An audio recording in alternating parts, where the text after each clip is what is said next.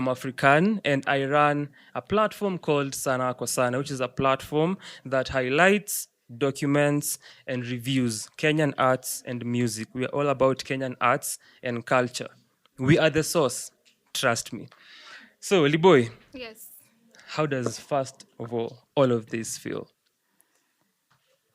Honestly, I feel good. It feels really nice to see everyone here and to just see them connecting to my music and even just themselves connecting with each other. It's really beautiful to witness. Did you expect it? No. Like I said when we began the session that I wasn't expecting the house to be this full. So, yeah, I wasn't expecting it. I came to see you. Came to see you. And thank you so much. Best believe. Yeah. So we'll start with some quick random questions. So the first one, what has been your best performance this year? The best performance this year. You know that my best performance this year. Wow, my best performance this year. I don't know. I feel like I've had so many awesome performances this year. But I think I'll have to say there's this one I was performing for elderly people and like they stood up to dance and it felt really, really, really good. Yeah, that one, that has to be the best one. When did that happen? This year, March, I think March. Where? Unakumbuka? Yeah, it was in Lavington, a place called Methodist University, I think. Methodist University. It was an event organized by Emerging Leaders Foundation. Oh, you had professors dancing. Yes, Old and professors. what were government. Yeah, but it felt really good. I was about to say, which I am saying, the old people when you are working in the government, they've eaten our money, so they have the energy to dance. Moving on swiftly. It's important to know it. So, who is your current go-to artist or song? My current go-to artist, I'll say Kolinga, Rain, Tender Rain. It just makes me feel like I'm safe. I can be gentle with myself. I can be vulnerable. Kolinga, Tender Rain. Who is the best Kenyan singer of all time? Hey, of all time, me now. Okay, I don't know how to answer that question. Okay, other than me, I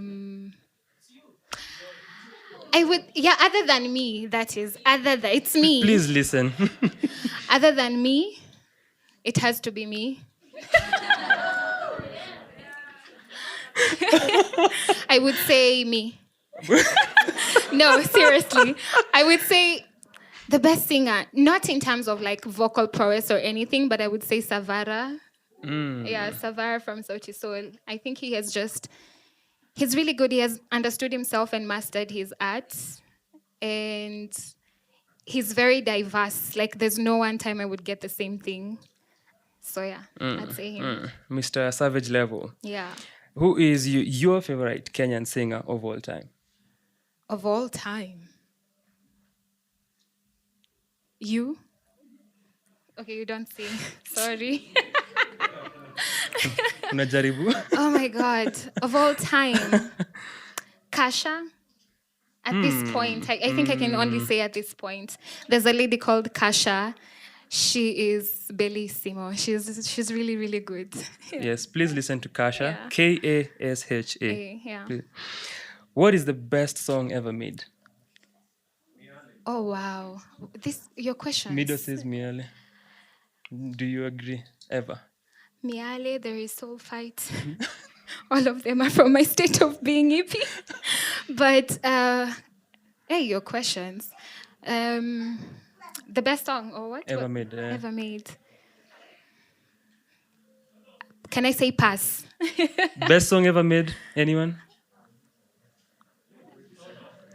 Mido has said Miale. Oh. Mido has said Miale. Yes, Slim. Mwanamke by Liboi from the EP. Just say it randomly. If you have a thought for the best song ever made. Best song ever made. Like I'm still loading. You know that Yeah. time when you're asked for your favorite song and they then- all just disappear? This is me right now. That's what is happening inside here. Poets or rappers? Poets or rappers? Poets. Poets. They speak to the soul. Poets. Slim Shaka is smiling. Hi. Slim Shaka is actually my favorite poet. Yeah. He's really, really good. At least Mido is both a poet and a rapper, so ako sawa. Oh, You won't feel discriminated. Mido is on another level. So Mido. you've been picking up instruments lately, Yeah. and we've seen you play as well with the band. If you were to create, record, and perform with only one instrument for the rest of your life, Yeah. what would that be? Kalimba, because I'm actually planning on doing that. So Kalimba. Yeah. Yeah. Okay, those were our quick random questions. I'd love to know how you have been and what has been the state of this being in front of us today. Nice. I've been good. I've been up to so many things. But I think most importantly, I've been trying to take, anytime I get time to just relax, I do that because to me, my mental wellness is very important. So I've been spending so many days at home. And, you know, even someone can just call me and tell me, oh, can we go somewhere? And I'm like, no, I'm busy, but I'm actually not busy. I'm in the house because I really just want to have space. But I've also been working on a few projects. This year has been very, very busy, but in a good way. I am coming from a residency that I had in Tanzania. And okay, so I have to just share a little bit about TZ residency. But early last year, I applied for a residency, an artist residency, and I got selected. And the residency was supposed to happen this year, but I got the response last year. So this year, around March, I traveled to TZ. I was the only artist in the residency. It was an artist in residency, and I actually learned that there's a difference between artist in residency and artist residencies. I learned there's a difference. For the artists in the house, maybe for those who would like to know, artist residencies are, you know, residencies where you meet other artists and you co-create together. But then artist in residency, you're the only artist and you have to do a project. It could be a project that you desire or a project that, you know, the organization is running. So for me, I had to come up with a project that I wanted to do, and it came at a really, really nice time because I was planning on collaborating with different artists in Kenya to just explore the different sounds of Kenya. But then when I got the opportunity, I was like, this is even perfect. Then I'll just travel to Tanzania and meet the artists from there and collaborate to create an EP that explores the different sounds of East Africa. So that happened. I was also trying to do a documentary that shows the challenges that women in the creative scene do face to break the glass ceiling, because it's something that I've experienced here in Kenya. I just wanted to see if it's the same thing even in TZ with the artist there. The challenges that we're facing to break the glass ceiling. Unfortunately, I wouldn't say that. I wouldn't say that. But the residency, it went really well. With all honesty, it was an opportunity for me to learn so much about myself, about cultures, and also my culture. Because I think the more I kept learning about Tanzanian culture, the more I kept learning about my culture. Because I think we do have kuna vitu zenye ni same too in all cultures. That's even now, because now I feel like we are losing our cultures, and there are some things we do have. Okay, let me give an example. We do have now we do call them sculptures, but they're very small ones. It could be a woman, it could be a guy, but it's a sculpture. And traditionally in some cultures, it's not just a sculpture. It bears meaning. heavy meaning. That could be a doll that young women use in their cultures. They have, when they reach a certain age, they have to carry that doll. They have to take care of the doll as if they're taking care of a child. But it's being used to train young women to know how to be when they become older, or when they become of age. So these are things that I think we are slowly ignoring, but they do bear so much meaning traditionally when we go back to our cultures. So for me, it was just an opportunity to think, and I think I felt I was really encouraged to go back to my culture and do some research, to go back home and think of the different instruments that we have, because I think that's what sets us apart.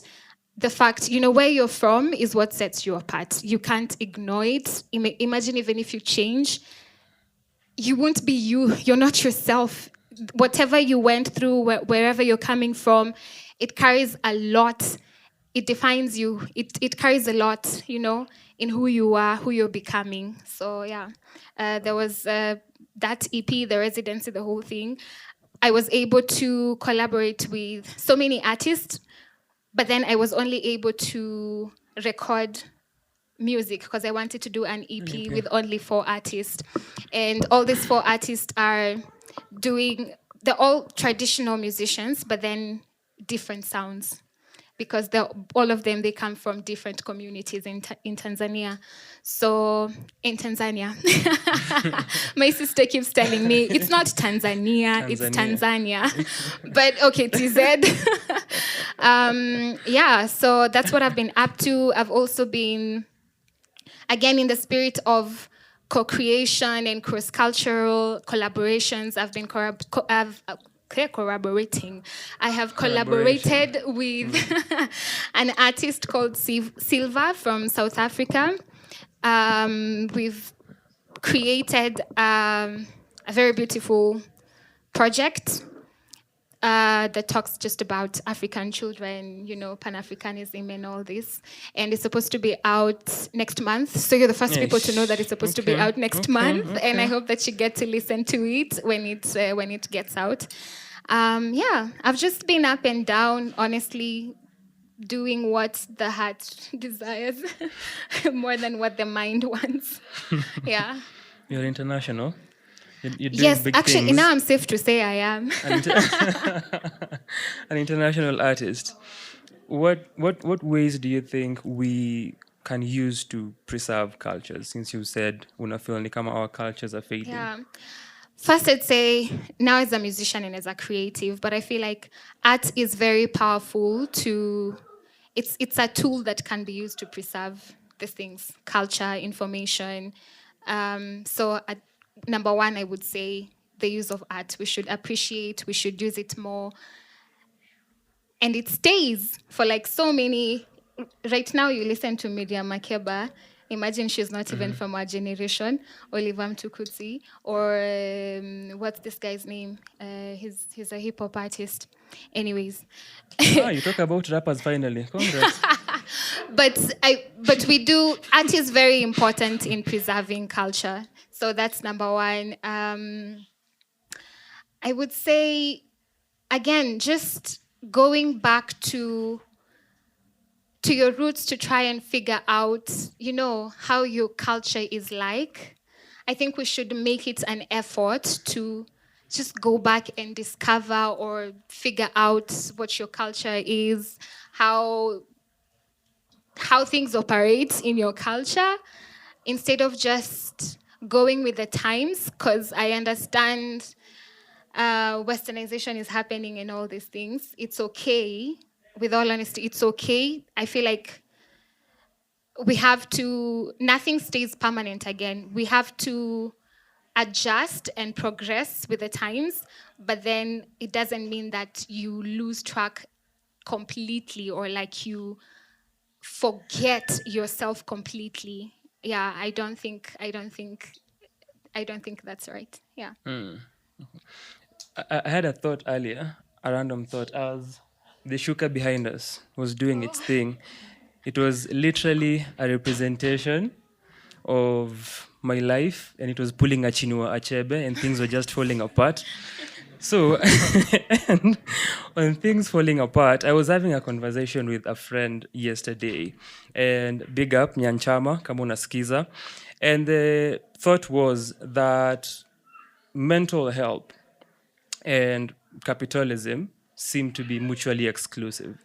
Do you think that mental health and what it intends to achieve can exist within a capitalistic society? Are you saying Since you mental also health or health? help and health. Health and health. Yes. Do I I think health, the idea of mental health can, but what it intends to do and the concept of helping people, do you think that can exist when we have a capitalistic society? Yeah. I think yes and no. Okay. I think it can. Do you think it can? No? You think it should?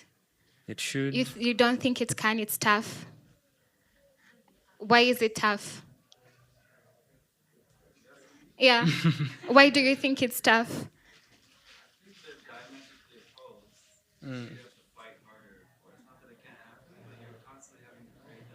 Yeah. Who thinks, it can? Because I think it both can work. It can, but it can't. To some extent, it can. But then, like you said, that it takes up too much effort, too much work. But I think if it's something that we can do together, it's easily achievable. Would that be enhancing the mental health efforts, or would that have to do with dismantling capitalism? I think. So your question. That's why I told you to prepare me. I will just do this. But I think you asked if it will enhance mental health. If what you're saying that it's possible, if we need to enhance the efforts or dismantle capitalism. We need to do both. But I think by enhancing, we are also somehow dismantling. It's your answer. I don't know. I think by enhancing, because like I've said, it just needs a lot of effort and some avenues to do that. By us doing that, creating these avenues, we are actually enhancing the mental health. Those for We are enhancement enhancing of mental health. and dismantling. Let's see. Those for enhancement of mental health. Those for fuck capitalism. I mean, of course, everyone again. So we can have some reflections on your journey, and you talked about this earlier when you mentioned Idala, and I was also glad to see that Tess is here, and even at some point you were performing with a bigger group, 4, then 3, then 2, and whenever you think about your journey, and we've known each other for a while. Yeah, a very long time. A very long time. It's almost a decade. So for those who don't know, yes, it's almost a decade. It's almost a decade since we knew each other. Whenever you think about your journey, what are the thoughts that you have about how it's been thus far, from where you started up until this point where you have an EP, you're traveling, you're working with different organizations, different artists, and performing in such spaces? It has been quite a beautiful journey to experience. It's been a mixture of everything, honestly. Good moments, bad moments. So I've actually quit music how many times? 4 or 5 times. 4 or 5 times. But I think it had to happen for me to also just be here and just doing whatever it is I'm doing.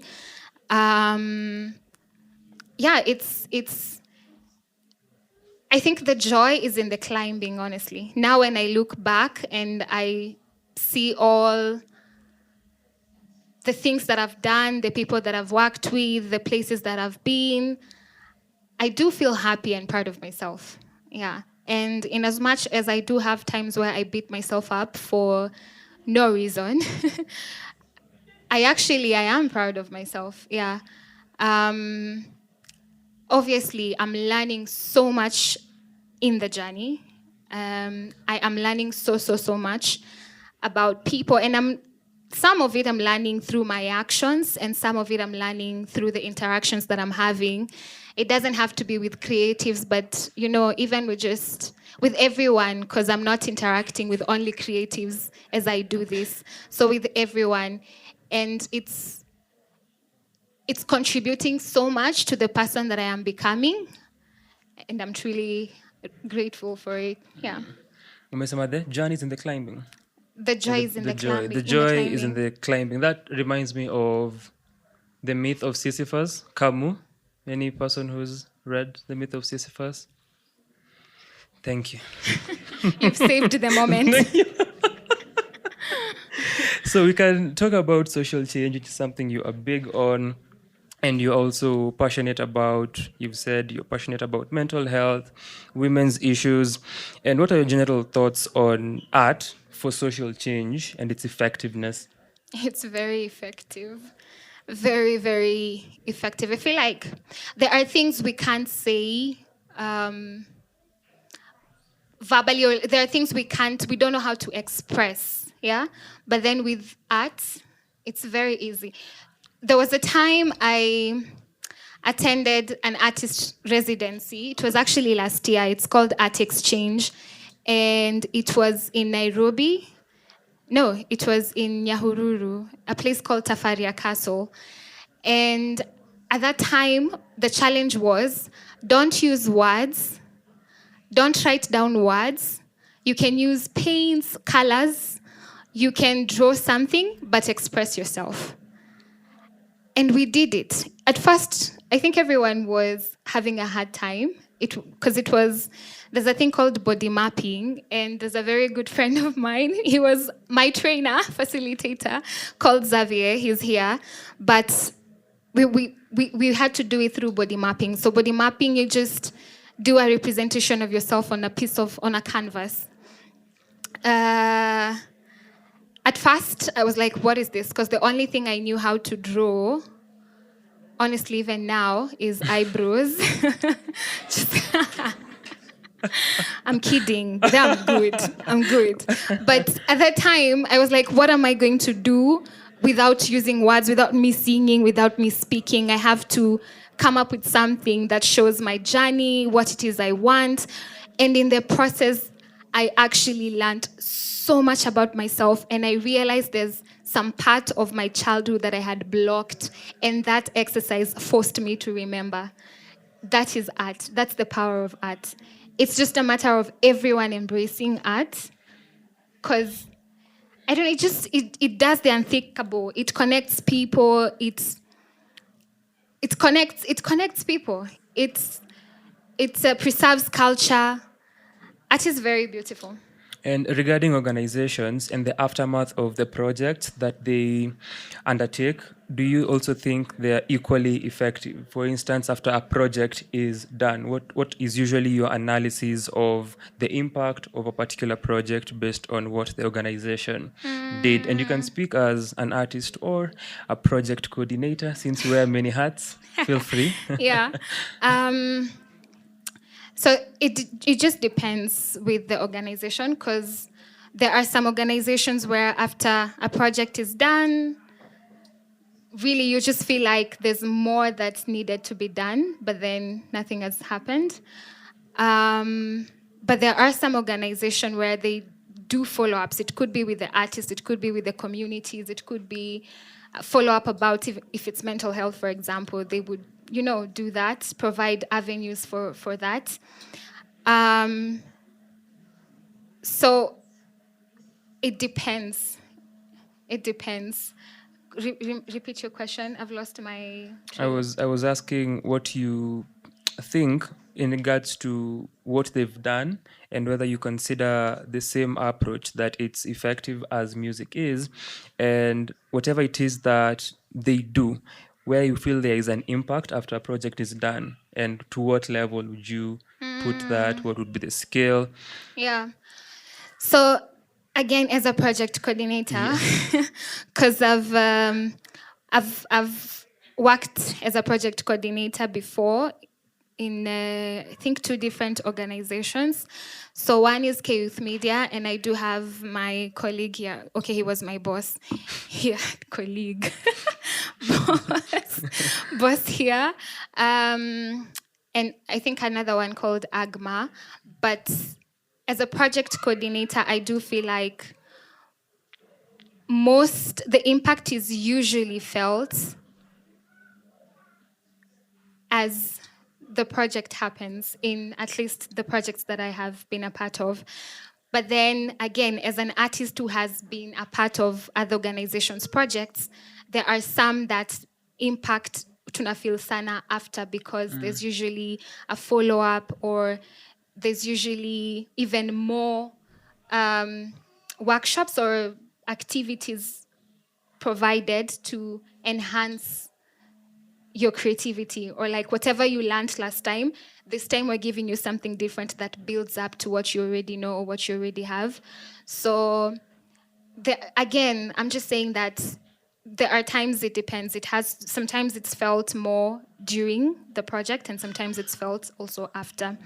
If it's with the people, same thing, before or after. I don't think there's... Using the foundation, which is music, and your fusion and your Afrofusion, how did this become your musical path? Fusing this and Yes, Afrofusion. the sounds that you pick for your music. How did this become my path? I keep telling everyone, I only remember myself during that art exchange residency. I only remember sitting... So during the artist residency, I wrote my first single that I released, which is Voices in My Head. It's this sound. And at night, I was having a hard time to write anything. Like, nothing was coming to mind. Nothing was working out. And then I decided, okay, now let me just go to bed. And I slept very late because I was trying to come up with the song. And also because we had deadlines. But then the next day in the morning, it all just came to mind, and it's kulikuwa na flow the next day. And I think it happened because I had time to think about myself, to think, who am I? Where am I coming from? Why am I doing this? I had time to reflect on so much that before I was ignoring. And to me, when it worked, when I found Voices in My Head, I was like, okay, I think I have found my sound. I have found my voice. This is what I'd like to do. And with all honesty, sometimes it just flows naturally. It's just, it flows naturally. I thought it was earlier in terms of finding that sound, because there are songs that you sent me sometime in 2019. Oh, yeah. So there are songs that I did in an album. I did an album and I had 9 songs. But unfortunately, the person who helped me do the album, it was a man. It didn't work because, again, the challenges that female creatives face. So I spent so much time and effort making that album, but I don't even have it now. And this was in 2017. I don't have it now. I will never have the album. And it's because... Absol's voice. Men, you gotta do better. You gotta do better. I mean, we just have to create a space for everyone to coexist, yeah? And it doesn't mean that if I don't want to do what you want me to do, until now we can't work on a project together, We have to have a space for everyone. But before no. Because before I was finding myself, I was just experimenting and exploring. I was doing different sounds, different things to be heard. I was doing it to be heard because everyone was telling me you have a beautiful voice, and then they wanted to hear. So I think I was just doing it, because people want to hear, but I was just experimenting. I was confused, honestly. You and I, we just want to be heard. Okay. So let's pivot to the questions here. What was easier and what was harder? Being raised as a woman, what was easier and what was harder? being raised as a woman by a single dad. Don't know if you get the question. What was easier And what was easier and what was harder? Being raised by... As a woman by a single dad. I think I would say that I am lucky because I had a parent who was quite understanding. And there are things that as ladies we're supposed to learn from our moms, but I think I had a father who was willing to show me. Of course, he didn't show me everything, like in terms of, the basics. He would provide me sanitary towels. He would give me a class or two. But then I would never talk to my dad about boys. It's not something that would have happened. So there are some instances, just getting that, I think, motherly love and understanding was a bit hard because there are things I couldn't tell my dad na akwe okay with it. Yeah, and he was very scary growing up. I mean, he was cool, but also scary. Like, we would hear his voice from afar, and we just ran to the house so that he doesn't know we were outside, just by hearing his voice. So there are things that I feel like majority of it, I actually had it easy. And also because I'm not the firstborn, I'm the secondborn. And our firstborn is a woman. She's Beverly. Bev. That's my elder sister. So she knew so much at a very young age. So it was easy for me to also learn a few things from her. Yeah. Venye Bev uko tu mjuaje. Exactly. Exactly. Ni brother, man. So you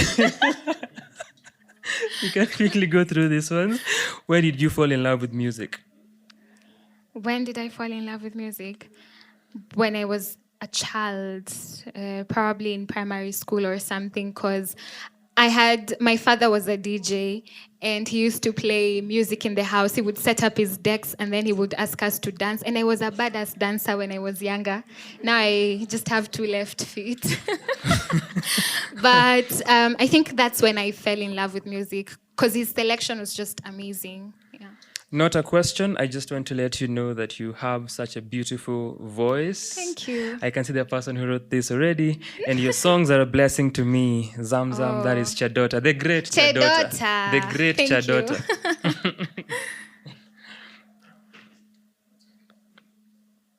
Where do you get your music from? Have you touched on this? I think. Where I get my music from? Where? That sounds like the question. Yeah, when did you fall in love? And you talked about your father. Yeah. And then I ask because it seems so ancestral. Are you consciously an ancestral conduit or does it just happen? Umekewa mzigo ya ancestors wote. I know. Deny them or accept them. I'll try not it's on you. to disappoint the ancestors. I don't know. Both. So one, I'd say there's a lot of influence that I've picked from the music that I've listened to, all this way. From a very young age to now, kuna mziki mingi sana nimekuwa nikisikiza. And I think sometimes subconsciously, you just pick a thing or two.